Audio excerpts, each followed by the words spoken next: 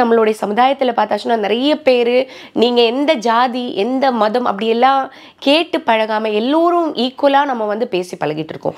அப்படி இருக்கும்போது தேவையில்லாமல் ஒரு ஜாதி அரசியல், ஒரு ஜாதியை வைத்து ஒரு பிளவு செய்ய பார்க்குறது யாருன்னு பார்த்தீங்கன்னா இந்த ப. ரஞ்சித் போன்றவர்கள் தான் அப்படின்னு தான் சொல்லுவேன்.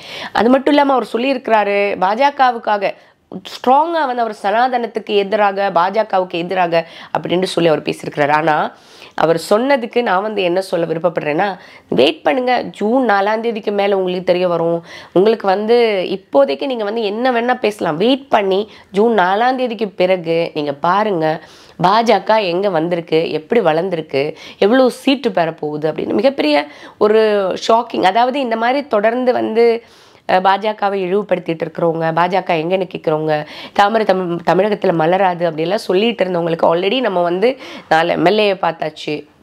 இப்போ வந்து அடுத்து எம்பிக்களை பார்க்க போகிறோம். அதிகமான எம்பிக்களை தமிழகத்தில் நம்ம உருவாக்கி நம்ம பாராளுமன்றத்துக்கு அனுப்ப போகிறோம். இந்த மாதிரி நிறைய விஷயங்கள் இருக்குது. இவங்க